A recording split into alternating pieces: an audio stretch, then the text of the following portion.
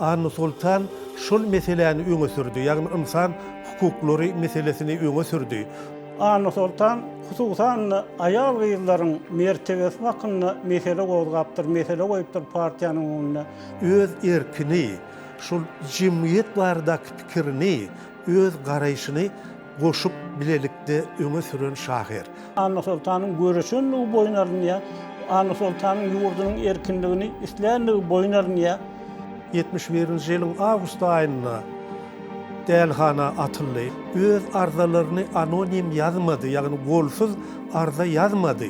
Ol açyk ýazdy, öz adyny goýdy. Belli fizik. Andrey Sakharov öz aýaly Bonnier bilen Yelena Bonnier bilen Anna Sultany görmäge Türkmenistana gelipdir. Akuşerka daýda meniň çagamy getirsene bäri. Göremok häli getirdiňmi? Sag bol, mehriban daýda şeýdip başlanýar şol goşgy.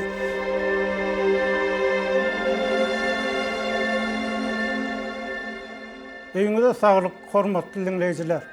19-njy ýylyny Türkmenistan SSR-iniň Kompartiýasyny tanqytlap tanalan dissident şahyr Anna Sultan Kekilowanyň 41 ýaşynyň içinde Uruq hastahanada aradan çykanyna 43 ýyl bolýar. Bu sene Türkmenistanyň gender deňligi barada uly gurrunlaryň edilýän wagtyna gawat geldi. Emma Aşgabat görnüşinden Kekilowanyň ömür veren göreşi baradaky hakykatyň dolu açylmagyna garşy durýany meňzeýär.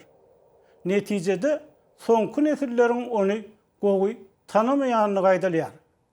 Azatlyk bu we beýleki ýagdaýlar barada Pragada ýaşaýan türkmen ýazgysy Hudaýberdi Hali bilen söhbetdeş bolýar.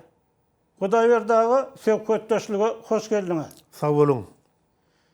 71-nji ýyly ýyla dolanalýar.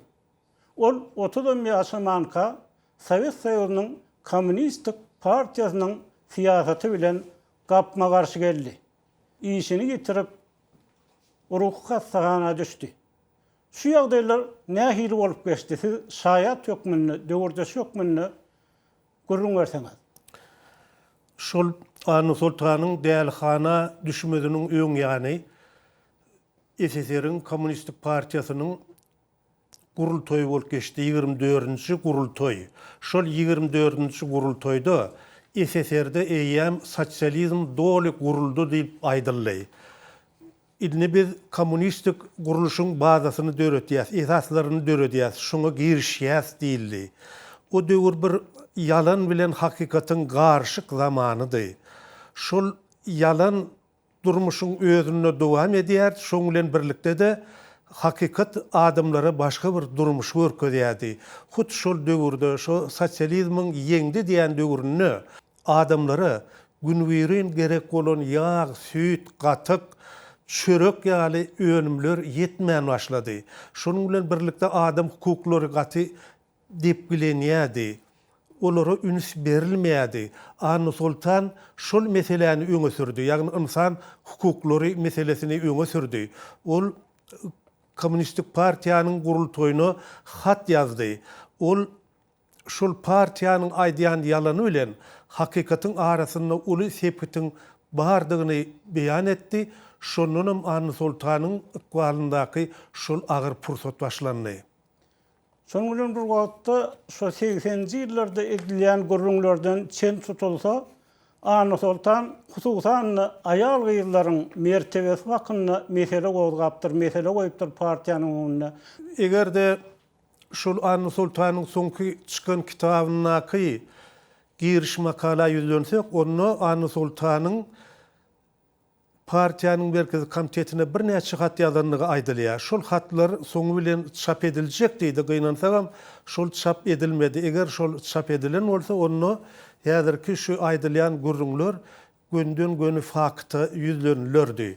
Şonuň bilen birlikde Anna Sultan şol wakany, ýagny bar bolan problemany açyk aýdyp bildi. Öň meselem aýdylýardy ýerlerde käbir ýolbaşçylar na işe soğuk sala garatdyrlar, meseleni çözmendirler diýip käbir ýolbaşçylary tanqidleýärdiler. Anny Sultan bolsa şol meseleniň düýüpden goýuluşynyň näme dogurdygyny, ýagny ýokarda oturanlaryň ukypsyzdygyny, şolaryň mesele çözüp bilmeýändigini aýtdy. Bir aýry-aýry adamlaryň däl, ol takyk mesele geçdi. Takyk faktlar görkezip bildi. 92-nji ýyla gelsek, şu Anny Sultanyň kitaby çap edildi. Soňky kitaby elbetde şoň bilen birlikde de ma'lum bolmadyk goşgulary, öň ma'lum bolmadyk goşgulary ýa-da bellikleri barada da hem şu kitapda maglumat berildi. Anny Sultanyň ömrü dörejeligi barada ilkinji gedek giňişleýin makala ýazyldy şu kitapda, makala bilen tanış boldular adamlar. İkinci tarapdan Anny Sultanyň öňkü kitaplary eýem gözden uçupdy, olar ýokdy. İkinji kitaby Zinanlar diýen kitabynyň siz ýygnalanlygyny aýtdyňyz, şu satyga çykan kitabynyň şu arada görüň berseňiz. Şu döwürlerde şol soňky kitaby 71-nji ýylda çykdy, ýagny Anny Sultan 71-nji ýylyň awgust aýyna dälhana atyldy. Şunun öň meselem aýdaly 71-nji ýylyň mart aýyna Anny Sultan işleýärdi.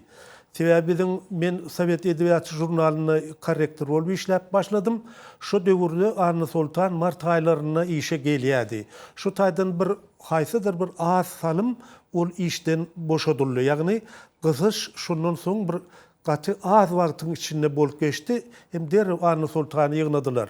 Şoň bilen birlikde şonuň öň ýagyna çykan Zinanlar kitaby owal başda satuda durdy. Sonra satudan yetdi. Ýagny ýygnap aldylar. İkinji bir geň tarapy Anny Sultanyň şol döwürlerde aýdymlary bardy. Azyndan 2 sany aýdym bardy. Onuň Oýlan oglan diýip gowy aýdym bardy. Ony belli estrada aýdymçysy Güljan Hümmedowa aýdýardy. Ol radioda da gidýärdi. Şonuň bilen birlikde telewizionyada da gatongot ýazgysy bardy. Oýlan oglan ahir çekersiň arman diýe. Nädikdir gyz ýüregi diýe. Awa. Ine şeýle oňat aýdymdy. Ine şol aýdym ýok boldy. Şonuň bilen birlikde Anny berdi atdan soň aýdýan Gözledim seni. Gözledim seni diýen aýdymy bardy. Gözledim seni diýen aýdym bir neme yeňilrek boldy. Sebäbi şol öňkü Urs bazar diýilýän, häzirki Merkezi bazar diýilýär. Şu ýerde sesleri satýardylar. Şeýle geçgünlik haretdi. Soňky gözledim seni diýen aýdym has köp ýaýrady. Ine şol aýdymlarym şol bada efirden aýryldy. Şonu aýtmak gadagan edildi. Ol Güljan Hümmedowanyň aýdymym ýok boldy.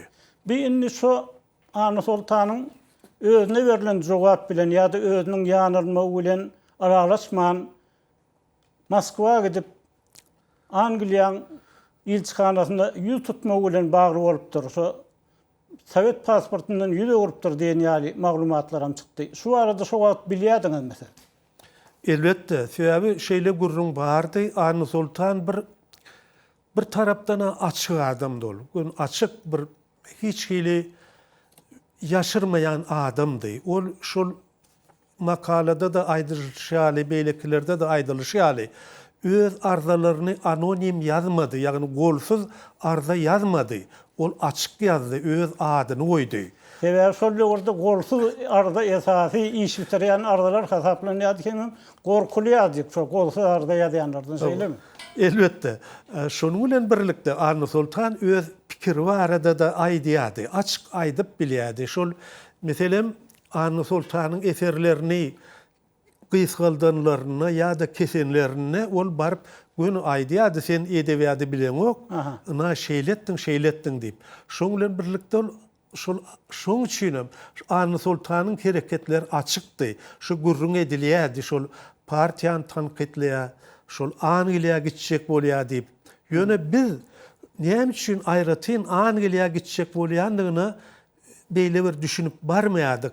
Indi görüp otursam şol feminizm hereketi ýagny aýallaryň azatlygy ugrundaky hereket hut Angliýadan başlanan eken. Şoň üçin ol Angliýa gitmek isläpdir. Ine ol şeýle açyk adamdy.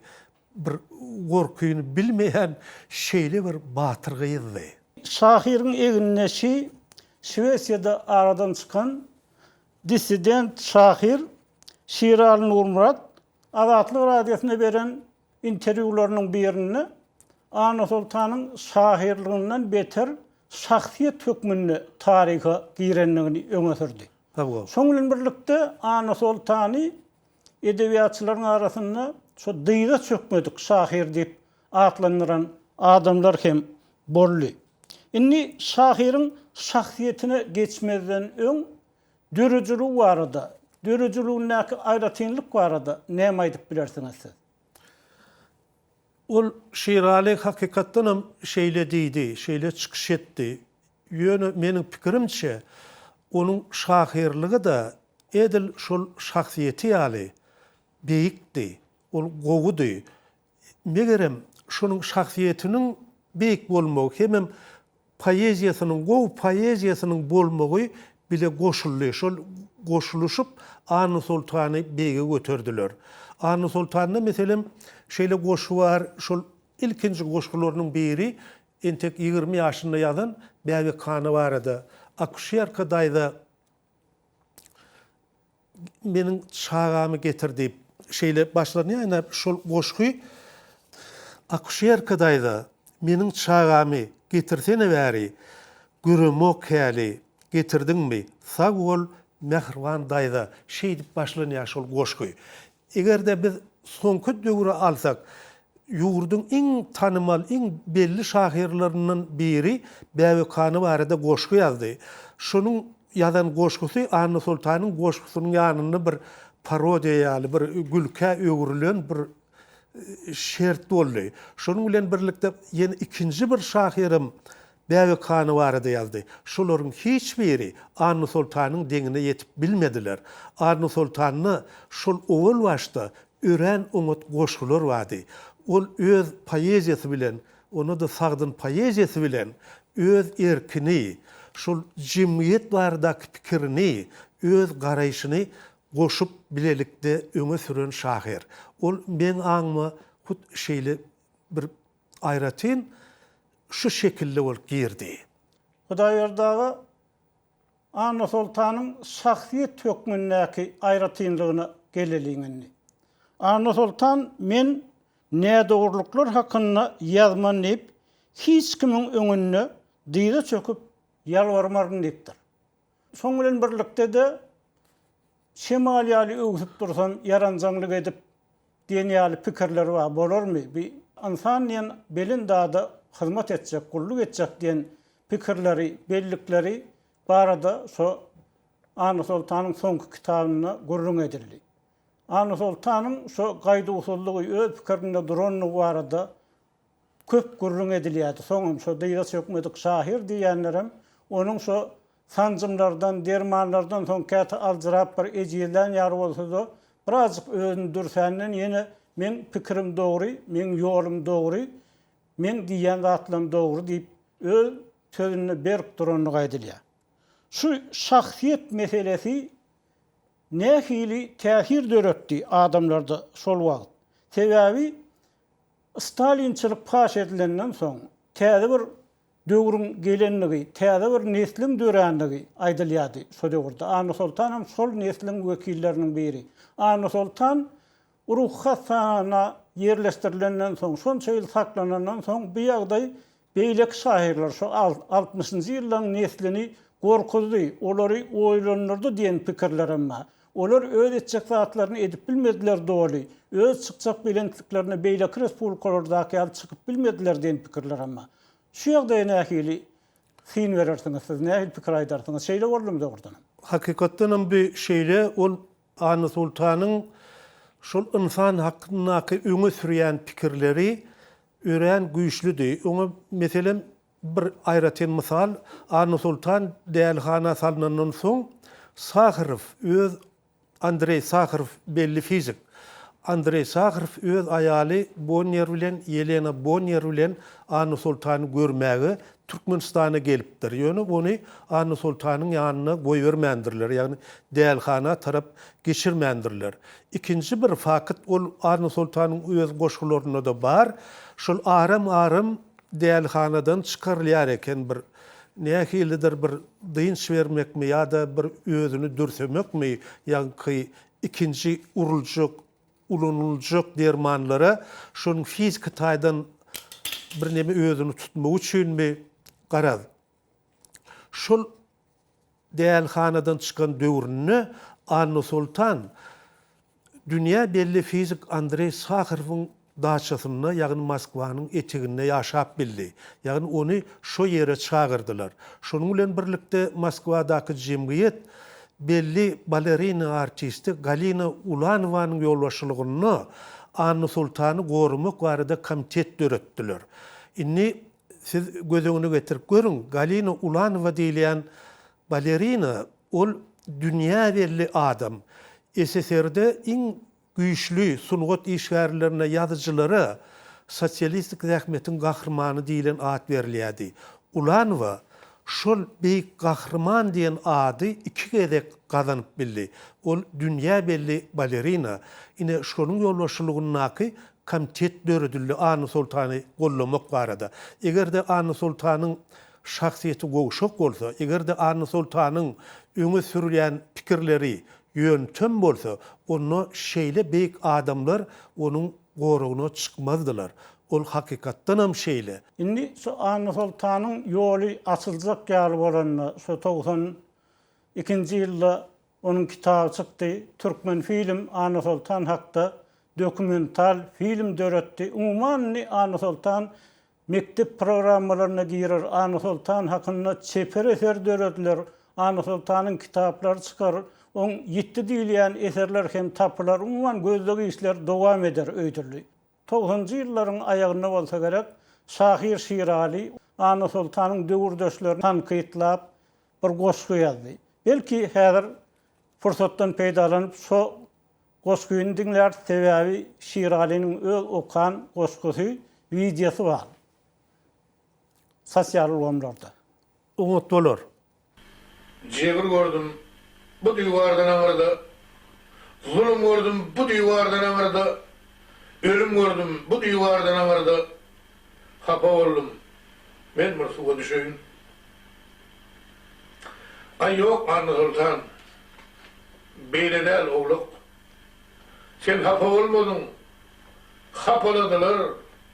Kim kara don giyip, kim ak halat giyip. Sen on killap defelediler. İlki dälhana sokup, sonra kara ýere dıkıp, iğimden öwdüler, apaladylar. Gidenden soň näşillap kärdeşleň, näde ne orha diýip sessiz gezdiler. Ýaz diýlen ýazdylar, poz diýlen pozdular.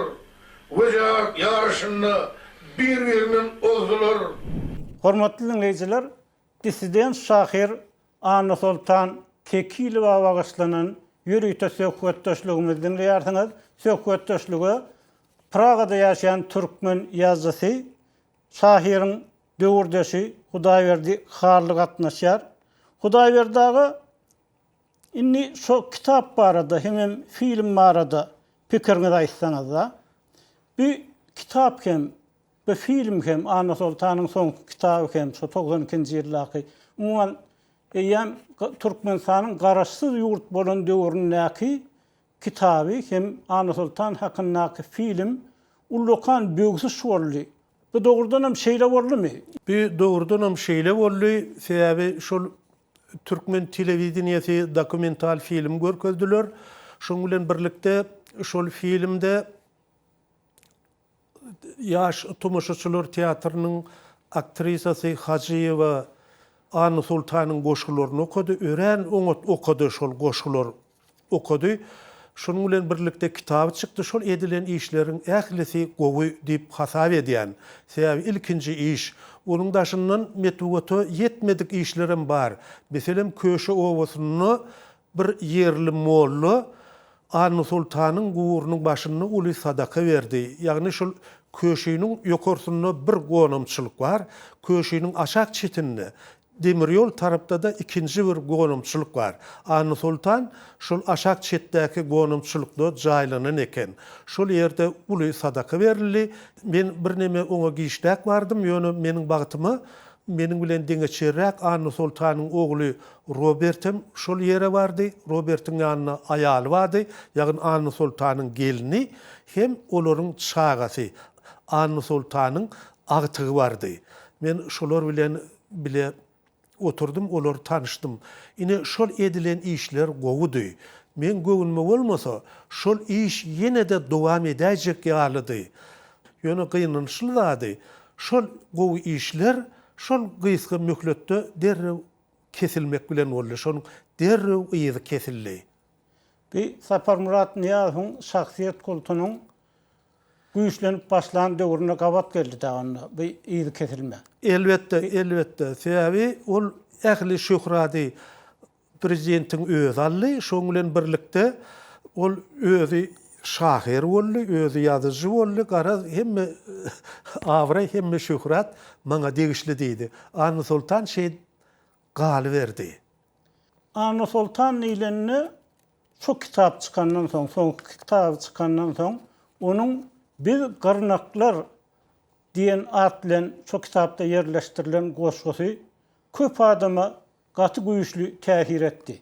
Şu Aşgabatly edebiyatçylaryň käberiniň aýtmagyna görä bu umuman aýal gyýyllaryň jemgyýetde düşýän ýagdaýy edilişi hakynda ýazylan iň güýçli eserleriň biri bolsa gerek diýen pikirler öňe sürildi. Siz şu pikir barada, şu goşgy barada näme aýdyp biljek?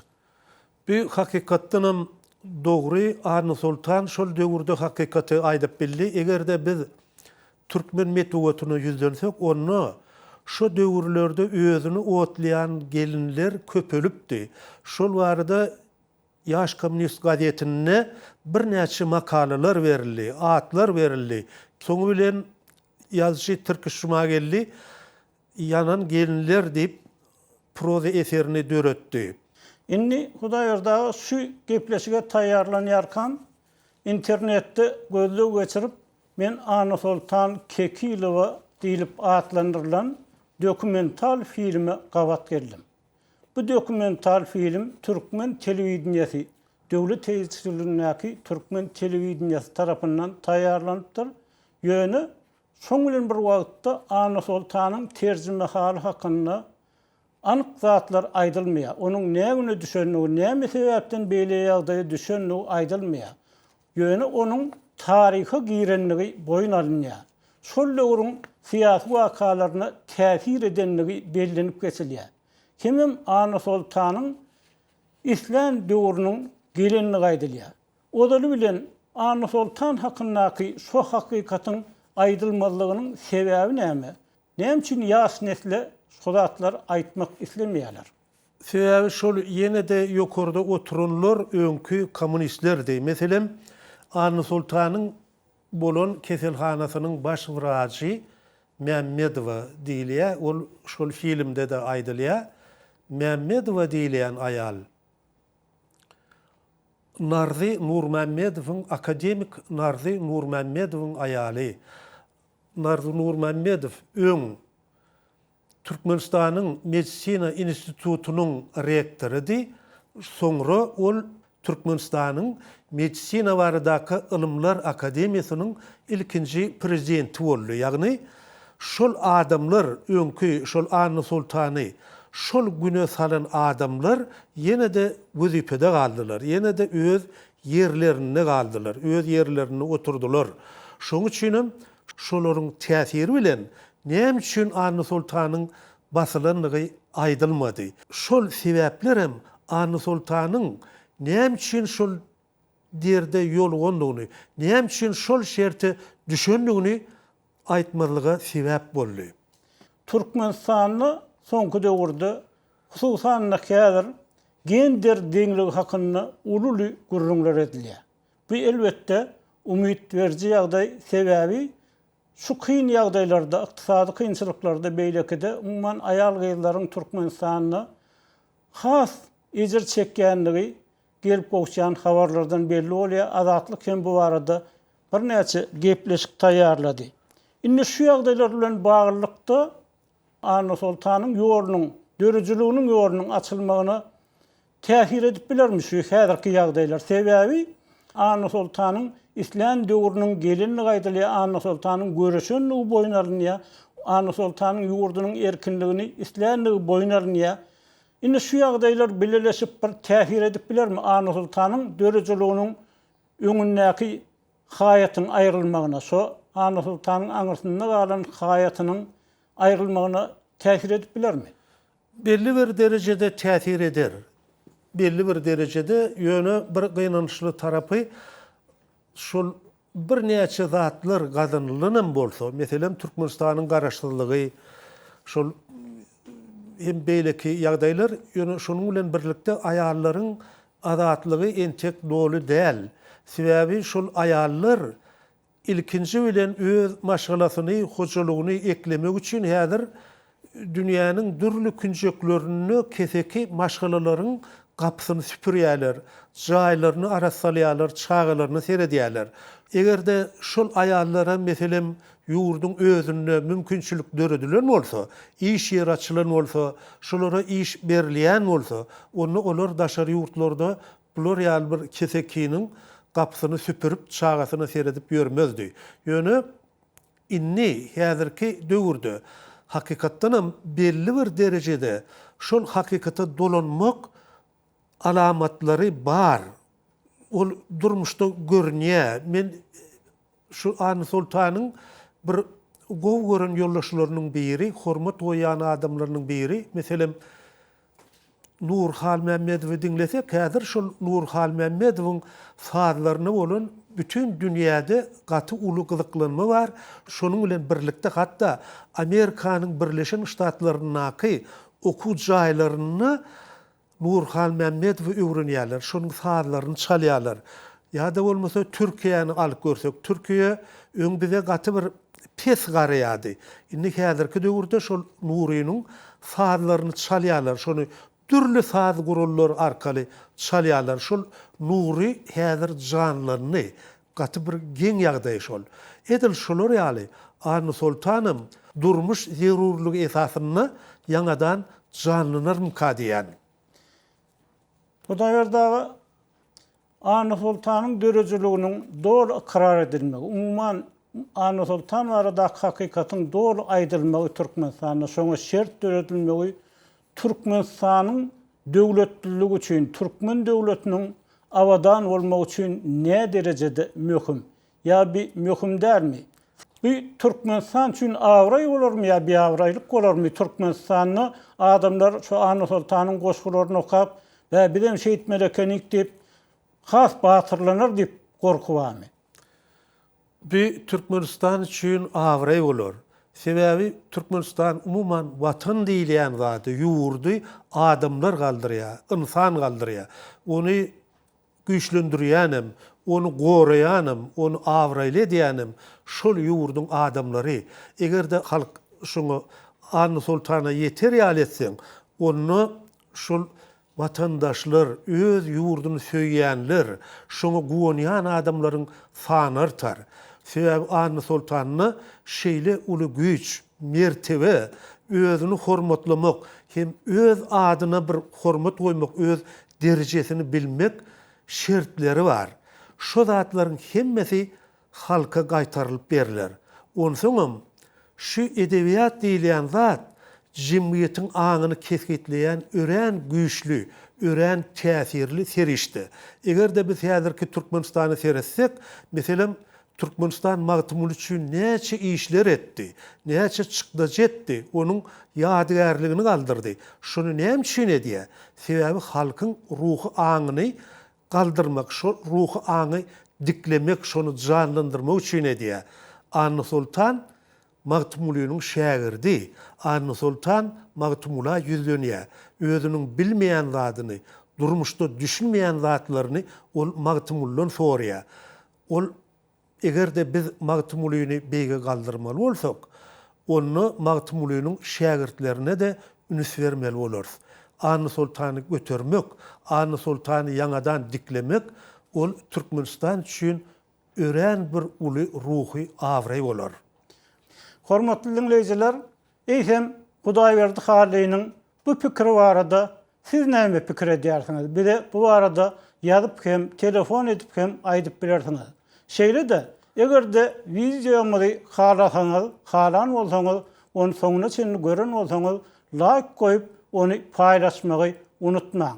Şeýle de tesvirlerde belliklerinizi, pikirlerinizi ýazyň. Belki türkmen medeniýetiniň beýleki wekiller hakynda da aýdylmaýan ýöne aýdylmagy gerek zatlary bardyr. Hudaýberdi hally söhbetdeşlige gatnaşyp beren gurrunňyz üçin köp sag bolun. Sizem Anny Sultan Kekilowady ýatlanýyňyz üçin köp sag bolun. Hormatly dinleýijiler, şunuň bilen şahyr, dissident Anny Sultan Kekilowa bagyşlanan ýürüýte gepleşigimizi geçirip oturýarys. Hoş, sag bolun.